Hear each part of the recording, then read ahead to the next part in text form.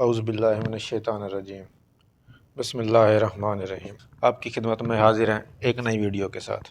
آج ہم بات کرتے ہیں امریکہ پر۔ رجیم چینج کے بعد امریکہ نے اپنا رنگ دکھانا شروع کر دیا ہے۔ امریکہ نے اپنا رنگ دکھاتے ہوئے آج ایک لسٹ جاری کی ہے، جس میں اس نے کچھ ممالک کو بلیک لسٹ کیا ہے۔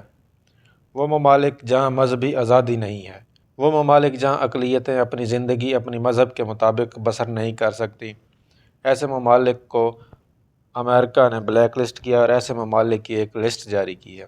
ان ممالک میں کیوبا، لاطن امریکہ، چائنا اور خیر سے پاکستان بھی شامل ہے، لیکن اس لسٹ میں امریکہ نے انڈیا کو شامل نہیں کیا۔ اب سوال پیدا ہوتا ہے کہ انڈیا کو کیوں شامل نہیں کیا گیا، جبکہ اگر ہم انڈیا کے حالات دیکھتے ہیں تو وہاں پر اقلیتوں کے حالات پاکستان کی نسبت بہت ہی زیادہ بدتر ہیں۔ انڈیا میں مسلمانوں کو صرف اور صرف گائے کا دودھ پینے پر بھی جان سے مار دیا جاتا ہے۔ گائے کو مارنا یا گائے پر تشدد کرنا تو دور کی بات ہے، صرف اگر مسلمان گائے کا دودھ پیے تو بھی مسلمان کو وہاں زندہ رہنے کا کوئی حق نہیں۔ اور ایسے لوگ جنہوں نے کہ مسلمانوں کو مارا ہے، ایک وقوعہ کچھ عرصہ پہلے ہوا تھا جس میں ایک مسلمان گائے کو لاد کر انڈیا میں ایک جگہ سے دوسری جگہ شفٹ کر رہا تھا، تو وہاں کے انتہا پسند ہندوؤں نے اس مسلمان کو مار مار کر جان سے ہی مار دیا، اور وہ ملزمان انڈیا کی سپریم کورٹ سے بھی بری ہو گئے۔ لیکن اس وقوعہ کا آج تک کسی نے کوئی ذکر نہیں کیا، کسی نے نوٹس نہیں لیا، کسی عالمی ادارے نے کوئی نوٹس نہیں لیا، کیونکہ مرنے والا مسلمان تھا۔ اب سوال پیدا ہوتا ہے کہ انڈیا کو شامل کیوں نہیں کیا گیا، کیونکہ انڈیا نے کبھی خود کو بیکاری نہیں کہا، اور انڈیا کی فوج نے خود کو نیوٹرل نہیں کہا۔ انڈیا نے ہمیشہ اپنی خارجہ پالیسی کو آزاد رکھا ہے۔ انڈیا کبھی امریکہ کے نیچے نہیں لگا، انڈیا کبھی غلام نہیں بنا۔ اس کے مقابلے میں اگر ہم پاکستان کو دیکھتے ہیں، پاکستان میں جس طرح رجیم چینج کا ایک آپریشن کیا گیا تو ہم کہہ سکتے ہیں کہ ہم امریکہ کے غلام ہیں۔ امریکہ کو پاکستانی فارن آفس کی اسپوکس پرسن ممتاز بلوچ صاحبہ نے جواب دیا اور امریکن اقدام کو غیر منصفانہ قرار دیا، اور انڈیا کے اقلیتوں پر مظالم کا ذکر بھی کیا گیا، اور انہوں نے انڈیا میں ہوتے مظالم کا ذکر کیا، جہاں انہوں نے بتایا کہ مسلمانوں کو اور دیگر اقلیتوں کو کس طرح جان سے مارا جاتا ہے۔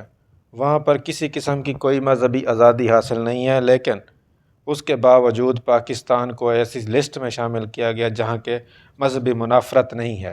لیکن بدقسمتی سے وہاں پر ایک آزاد حکومت اور آزاد خارجہ پالیسی ہے، اور پاکستان میں امپورٹڈ حکومت ہے۔ آج شاید کسی امپورٹڈ حکومت کے سہولت کار کو شدید شرم آئی ہو، امپورٹڈ حکومت کے کسی وزیر کو شرم آئی ہو، لیکن نہ ان میں شرم ہوتی ہے نہ ان میں حیا ہوتی ہے، اور ان کے بقول یہ کیا ہوتی ہے شاید ان کو تو اس چیز کا پتہ ہی نہیں ہوتا۔ لیکن FATF کے بعد اب پاکستان پر ایک نئی پابندی کا سوچا جا رہا ہے، اور یہ گھیرا پاکستان کے گرد اس لیے تنگ کیا جا رہا ہے کہ کسی نہ کسی طرح پاکستان کو ڈی نیوکلرائز کیا جائے، پاکستان کے نیوکلیئر ایسٹس کو ختم کیا جائے، جس کے بعد کی باقی کارروائیاں بعد میں ڈالی جائیں گی۔ آج کی یہ خبر کے مطابق سونا 1,66,400 روپے کی سطح پر پہنچ گیا ہے، لیکن کسی کو شرم نہیں آئی۔ مہنگائی کہاں سے کہاں پہنچ گئی، مگر کسی کو شرم نہیں آئی۔ کیا یہ وہ تجربہ کار ٹیم ہے جس کو امپورٹڈ حکومت کی صورت میں ہمارے ملک پر نافذ کیا گیا، ہمارے ملک پر رائج کیا گیا؟ کیا یہی وہ ٹیم ہے جو کہ ڈالر کو 200 سے نیچے اور پیٹرول کو 100 روپے سے نیچے لانے والی تھی؟ کیا یہ وہی ٹیم ہے جو کہا کرتی تھی کہ سونا 65,000 روپے پر ہم چھوڑ کر گئے تھے؟ اگر یہ وہی ٹیم ہے تو پھر لعنت ہے ایسی ٹیم پر۔ خواجہ آصف کے بقول کوئی شرم ہوتی ہے، کوئی حیا ہوتی ہے، مگر بات وہی ہے کہ یہ نون لیگ میں کہاں ہوتی ہے۔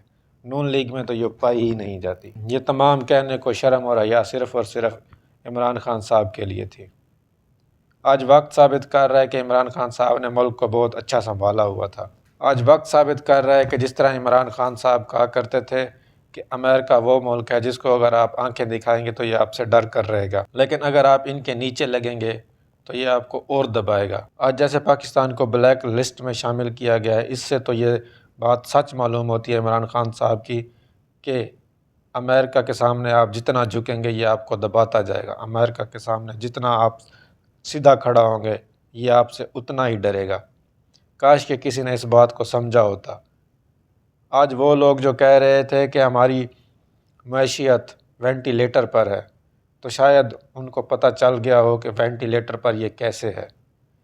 کاش کہ ان کو پتہ چل جائے کہ یہ وینٹیلیٹر پر صرف اور صرف اسی وجہ سے کہ آپ لوگ امریکہ کے نیچے لگے ہوئے ہیں، کیونکہ آپ لوگ امریکی پالیسیوں پر کام کر رہے ہیں، اور امریکہ اپنی پالیسیوں کے مطابق آپ کو دباتا جا رہا ہے، اور امریکہ کبھی بھی اپنی پالیسیوں کے مطابق آپ کو آزاد بھی نہیں ہونے دے گا جب تک کہ آپ اس کے بالکل نیچے نہ لگ جائیں۔ امریکہ کبھی آپ کو آزاد خارجہ پالیسی نہیں بنانے دے گا۔ ابھی بھی وقت ہے، ابھی بھی وقت ہے، آپ جاگیں، ہوش کے ناخن لیں اور ملک کو سنبھالیں۔ ابھی بھی ہمارا ملک سنبھل سکتا ہے، ابھی بھی اتنا کچھ نہیں بگڑا، خدا کے لیے ہوش کے ناخن لیں۔ والسلام، ملتے ہیں اگلی ویڈیو۔